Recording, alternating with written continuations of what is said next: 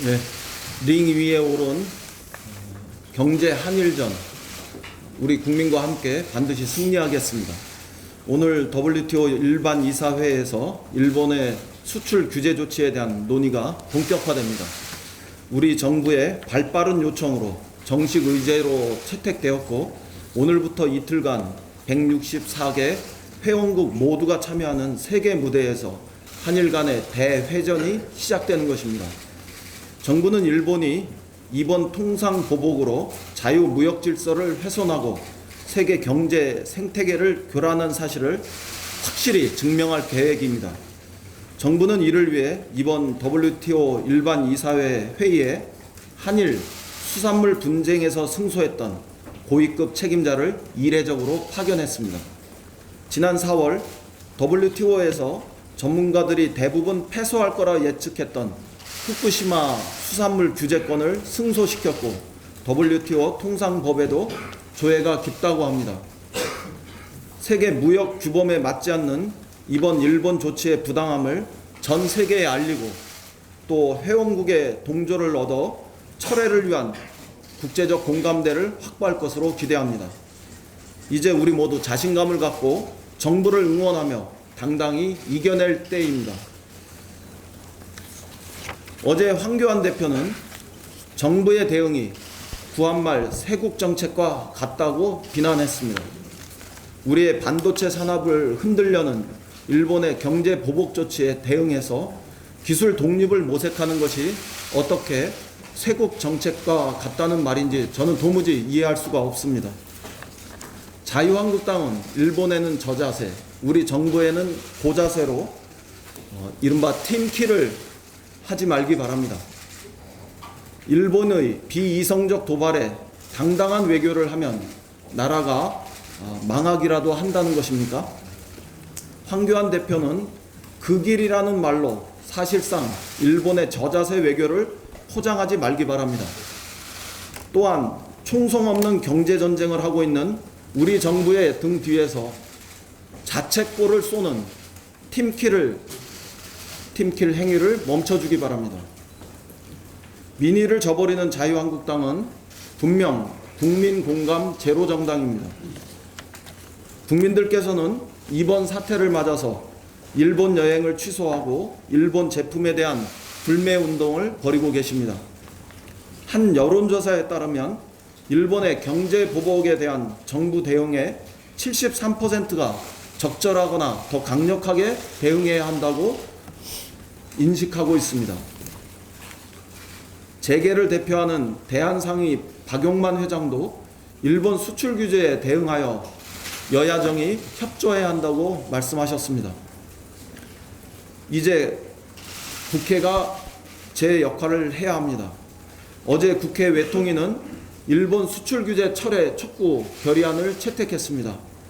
결의안이 본회의를 통과할 수 있도록 여야의 초당적 힘을 모아야 할 때입니다. 피해가 우려되는 우리 기업을 지원하고 일본의 수출 규제에 적극 대처하기 위해서 추경 처리도 우리 국회가 당장 서둘러야 할 일입니다.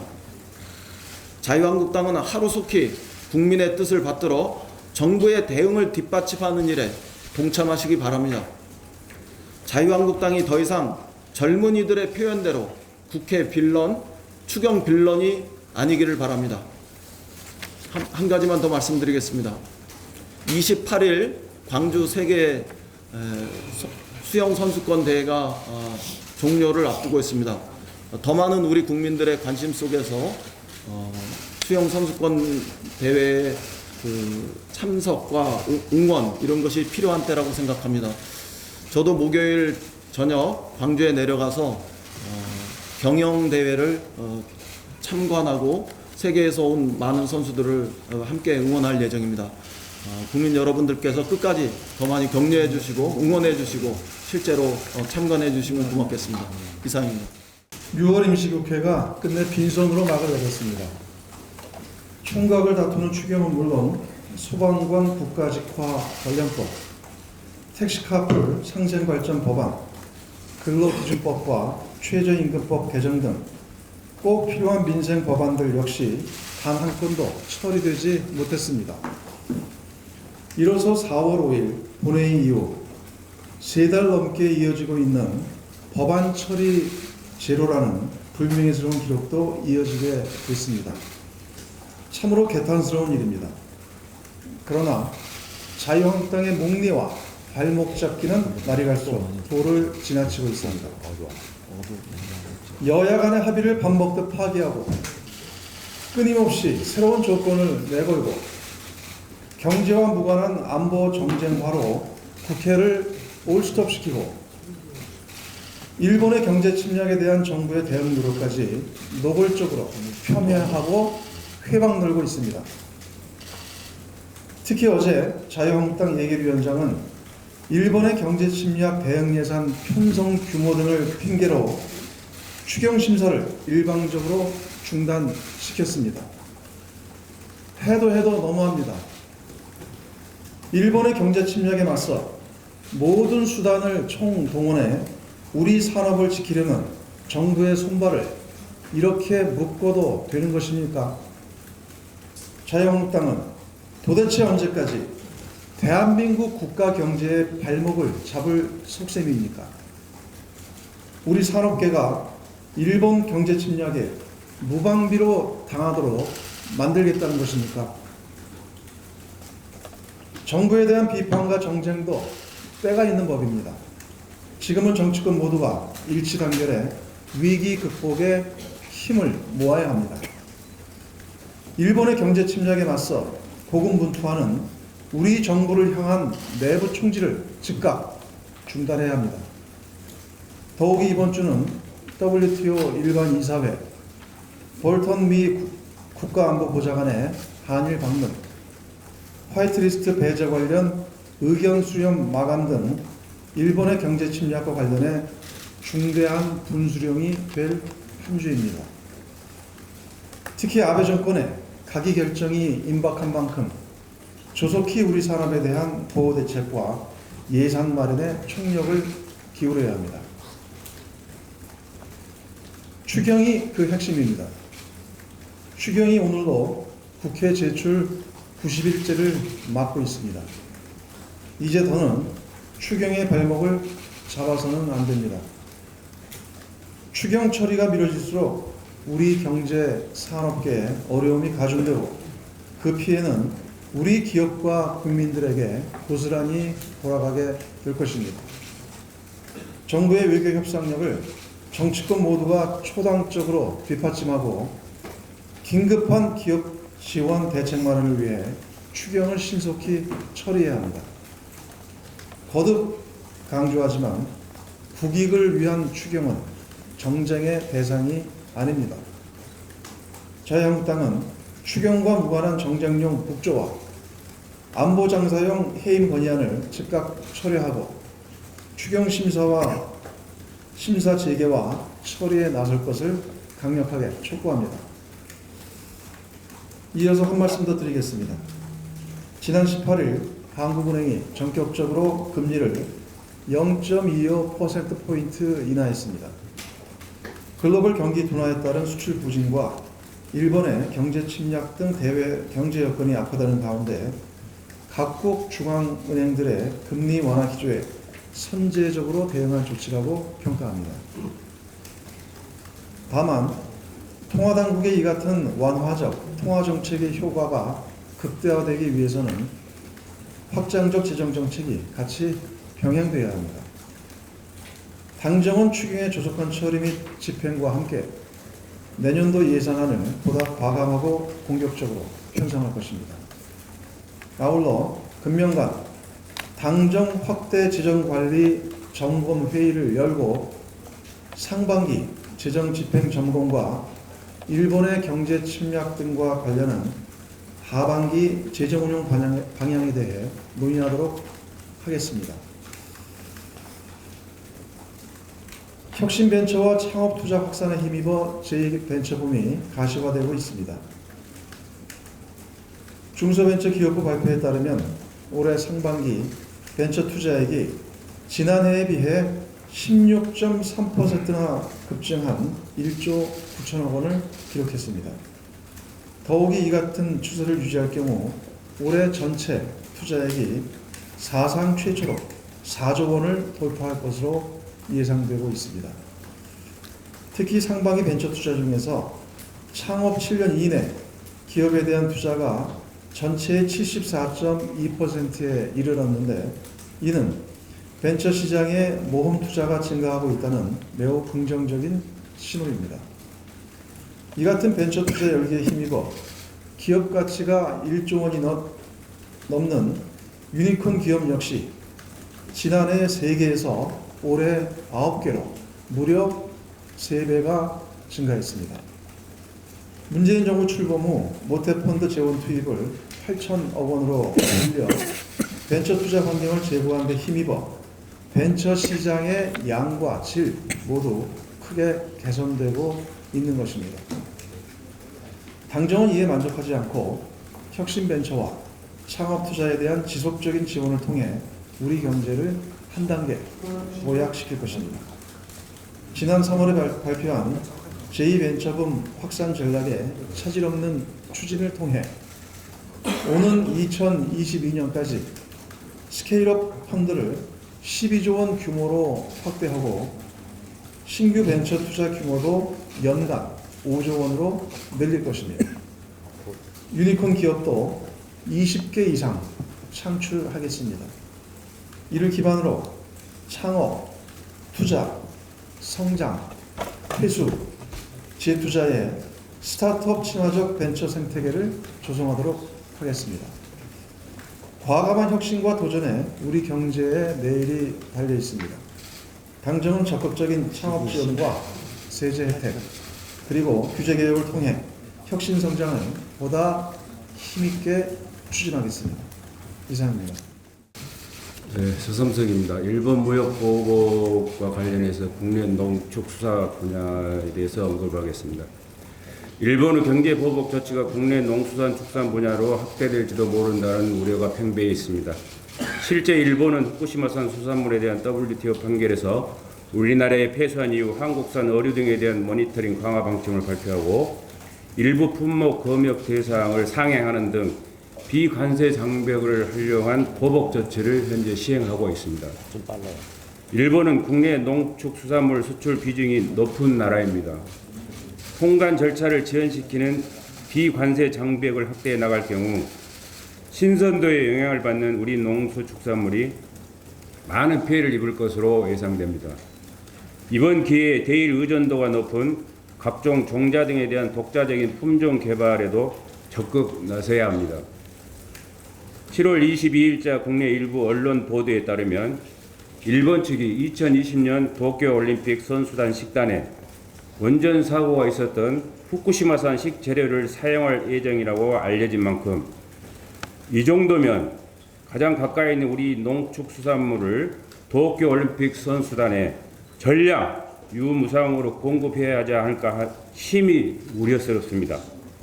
우리 정부는 일본의 농축산물 규제에 대비한 구체적이고 강도 높은 시나리오별 매뉴얼이 조속히 마련돼야 합니다. 이것이야말로 한국 농수축산업의 극일을 위한 가장 기본이라고 생각합니다. 이상입니다. 예, 앞에서 이인영 원내대표께서 말씀하셨습니다마는 오늘부터 이틀간 세계 무역기구 WTO에서 일본 수출 규제 문제가 정식 의제로 논의됩니다. 우리나라는 통상교섭본부의 신통상질서 전략실장이 수석대표로 참석하여 일본의 부당성을 적극적으로 알릴 예정이며 일본도 외무성 경제국장이 참석하는 등 총력전을 펼치는 형국입니다. 일본의 대한국 수출 규제 조치 이후 우리나라와 일본이 처음으로 국제무대에서 공식적으로 맞상대하는 것인 만큼 우리나라는 WTO 회원국들을 대상으로 일본의 자유무역 질서 파괴와 국제적 범법 행위를 적극적으로 해설하고 그들의 부당행위를 알려야 할 것입니다. 또한 내일은 일본이 우리나라를 백색과 리스트에서 배제하는 법령 개정 의견 수렴 절차가 마무리되는 날입니다. 내일 이후에는 일본은 언제라도 가기를 열어 우리나라를 백색과 리스트에서 배제할 수 있으며 만약 일본이 이를 실행한다면 지금까지와는 차원이 전혀 다른 국면과 상황이 펼쳐집니다. 그 파장도 상상을 뛰어넘기 때문에 국가 역량을 집중하여 철저히 대비해야 할 것입니다. 이러한 대비에 가장 중요한 것은 우리가 하나로 뭉치는 것입니다. 여야는 물론 민관, 시민사회가 사태의 본질을 총체적으로 정확히 파악하고 각자의 위치에서 최선을 다하되 하나의 목소리, 하나된 모습을 국가위기 앞에서 보여야 할 것입니다. 그러나 우리 정치권, 특히 자유한국당은 우리 정부의 대일본 대응에 대해 북한파리도 모자라 일본파리 한다면서 우리 정부의 대응을 폄훼하고 우리가 하나로 뭉치는 것을 끊임없이 방해하고 있습니다. 또한 재난과 경제 활성화, 일본 경제 보복 조치 대응을 위한 추경에 얼토당토하는 조건을 내세워 처리를 지연 또는 무산시키고 있다는 것을 전 국민이 잘 알고 있습니다.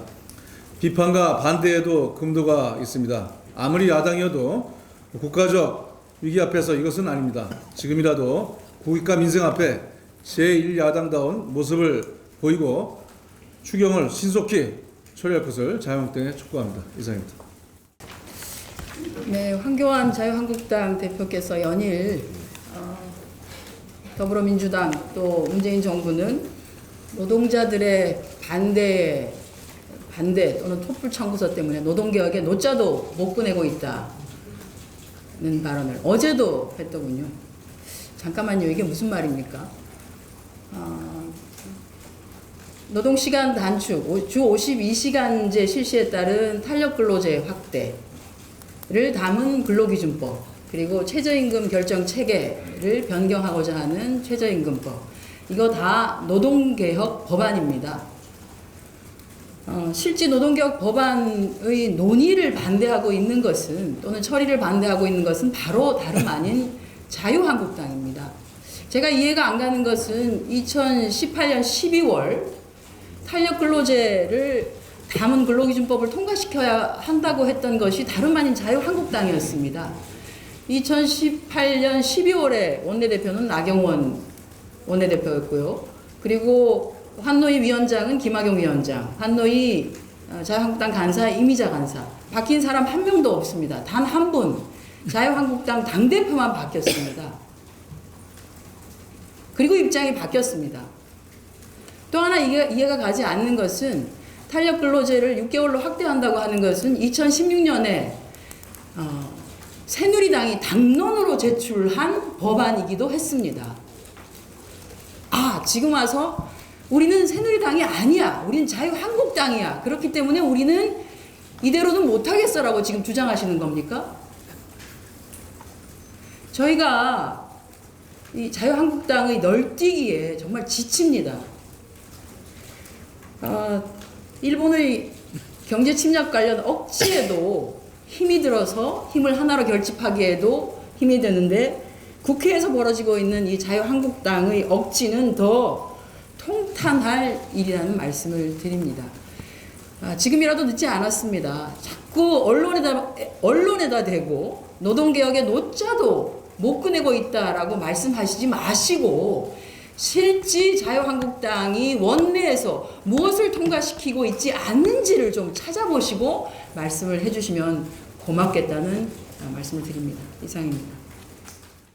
예, 오늘로써 정무위 파행 117일째를 맡고 있습니다. 정무위가 점점 전무위가 되어가고 있습니다. 정무위 정상화를 간곡히 바라며 그간의 정무위 파행에 관한 과정과 원인에 대해서 간략히 보고드리겠습니다. 지난 3월 26일 정무위 전체회의 이후에 자한 밤이 양당은 공적 심사위원회 심사 자료를 정무위의 정상화 조건으로 내세우고 있습니다.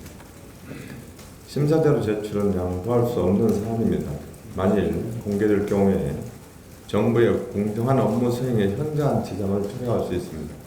또한 이번 사안이 선례가 되면 향후 모든 국가유공자 심사는 정치적 쟁점이 될 위험이 있으며 심사 대상자와 그 가족들의 사생활 침해도 우려됩니다. 더욱이 TV조선은 86년에 작성된 손용호 선생의 공적조사 원본을 5월 8일 보도했습니다. 이에 손혜원 의원은 5월 29일 TV조선과 공적조서를 유출한 성명 미상 공무원을 고소 고발했고 이에 대한 경찰의 조사가 진행 중에 있습니다. 자료가 공개될 경우에 자신의 임무에 충실했을 뿐인 무고한 공무원들이 고소 고발에 휘말릴 것이 분명합니다. 지난 18일 검찰은 손영호 선생 서울심사와 관련해 피의진 국가보훈처장과 손혜원 의원에 대한 무혐의 결정을 내렸습니다. 자한 밤이 양당의 공세가 사실에 기반을 둔 것이 아닌 당리 당략에 매몰된 억지였음을 다시 한번 드러낸 셈입니다. 제20대 국회에서 정무위원회 회부된 안건 1440건 중에 처리된 안건은 총 416개로 이 중 하반기에 통과 안건은 99건에 불과합니다. 신용정보법, 자본시장법, 청년기본법, 금융거래 지표관리법, 온라인 대출중개법 등 핵심 민생 법안이 논의조차 되지 못한 채 잠자고 있는 것입니다. 정부의 공정한 업무 수행과 법 질서를 훼손할 수 있는 자료 제출을 명분으로 삼아서 민생 현안들을 외면하는 것이 과연 우리 국민들을 위한 올바른 정치인지 묻고 싶습니다. 자유한국당과 바른미래당은 정무위원회 파행의 책임을 여당에게 돌리려고 하지만 당리 당략을 앞세워 법안 추경 등을 논의조차 하지 않고 있는 것은 자유한국당과 바른미래당 양당의 책임입니다. 일하는 국회, 우리 후손들에게 부끄럽지 않은 국회, 희망이 있는 국회를 위해서 정무위원회 정성을 존경하는 야당 의원님께 간곡히 호소드립니다. 이상입니다. 제가 오늘 10시에 회의 끝나자마자 영등포 경찰서에 조사를 받기 위해서 출석하겠습니다. 제가 출석을 하게 되면 저희 당의 4분 그리고 정의당의 윤소아 의원 총 5명은 조사를 다 받게 됩니다. 근데 지금까지 자유한국당은 조사를 거부하고 있습니다. 자유한국당이 고발당한 것은 국회법을 전면으로 위반했기 때문에 고발당한 것이고 그 상태임에도 불구하고 다시 또 수사 자체를 거부하고 있습니다. 자유한국당 의원들께서는 대한민국 국민이 아닙니까? 법 위에 군림하십니까? 국회는 특권입니까? 조사받지도 않아도 되는? 어서 빨리 조사받으시기 바랍니다.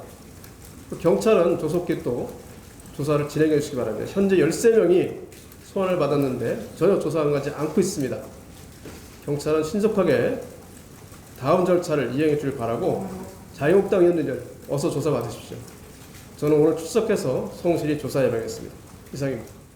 자유한국당의 최근 행태를 보니까 너무 선거 전략을 모르시는 것 같아가지고 제가 자유한국당이 어떤 선거 전략을 택해야 그나마 조금이라도 다음 선거에서 잘 국민들한테 지지를 받을 것인가 라고 하는 말씀을 오늘 한번 말씀을 드려보고 싶습니다. 최근에 여의도연구원에서 2030을 대상으로 집중조사를 한번 해봤다는데요.